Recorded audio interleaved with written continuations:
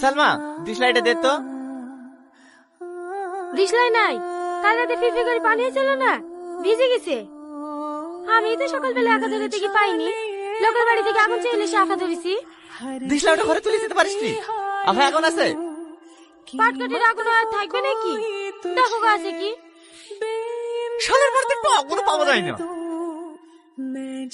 কি গো, কোথায় যাচ্ছ? বিড়িটা ধইলে আসি। এই খাসির আমার বিড়ি না হলে পায়খানায় যাওয়া হয় না। বিড়িতে যে কি আছে। হ্যাঁ জি, দাঁড়া দাঁড়া দাঁড়া দাঁড়া দাঁড়া। হ্যাঁ, তো সকাল সকাল ভাবে গেলে কোথায় যাচ্ছিস? রাতে বলে শাশুড়ি মাথা ঘুরে পড়ে গেছিল, তা দেখতে যাচ্ছি। ও ও গো, চলে দেরি হয়ে যাচ্ছে। হ্যাঁ হ্যাঁ যাচ্ছি। এই আগুনটা একটু দে তো ভাই, বিড়িটা ধরিলি। আমি এখন কোথায় পাবো? আজ 2 সপ্তাহ হয়ে গেল বিড়ি খাওয়া ছেড়ে দিছি যে। কি বলতে বল বকছি? কালকে দেখুন তোকে মাসানি বিড়ি খেতে। দে দে আগুনটা দে। এই আর কি মারিস নি, খুব জোরে পেয়েছে, পায়খানা যাবো। কালকে বিড়ি খাইছো? আরে না না, মিথ্যে কথা বলছে। কবে চাই দিছি বিড়ি খাওয়া। হ্যাঁ থাক রে, আমাদের আবার লেট হয়ে যাচ্ছে। ও ভাবি, একটা ডিশলাই দাও তো।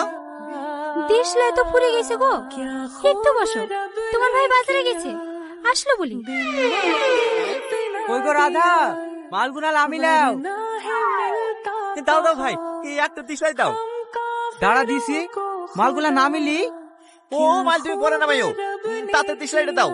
সকাল থেকে বাথরুমে বসতে পাইনি, আমার আবার বিড়ি না টানলে কি আর হয় না। হো, দাঁড়া দাঁড়া, তোকে আগে দিছি। যা, ইসলাই বান্ডিলটা তো তুলতে ভুলে গেছি। ডিশলাই নিয়ে শুনি। না রে ভাই, আবার বিকালে যেতে হবে মদনের কাছে ডিসলাই নিয়ে আসতে। একবার এমন তো লোক তুমি, কোন দিকে ডিশলাই লেগে বসে আছি, আর এসে বলছি নাকি ডিশলাই নিতে ভুলে গেছি। তোদের দোকানে কালকে দোকানই করবো না। আমার মেয়েকে বের করে আসা, এখনো ভালো ভালো বলছি বেরিয়ে আয়, নাহলে কিন্তু দরজা ভেঙে ফেলবো। হ্যাঁ হ্যাঁ ভেঙে ফেলবো। ভাঙ না, ময়া লাগছে নাকি? চেষ্টা তো কখন থেকে করছি, ভাঙতে পারছি নাকি? বিশাল আকারটা দরজা, তার লেগে তো দাপড় দিছি, যদি ভয়ে ভয়ে বেড়াই। ভয় করলে তোর বোন খেলি পালাই তোক না, দেখি সর।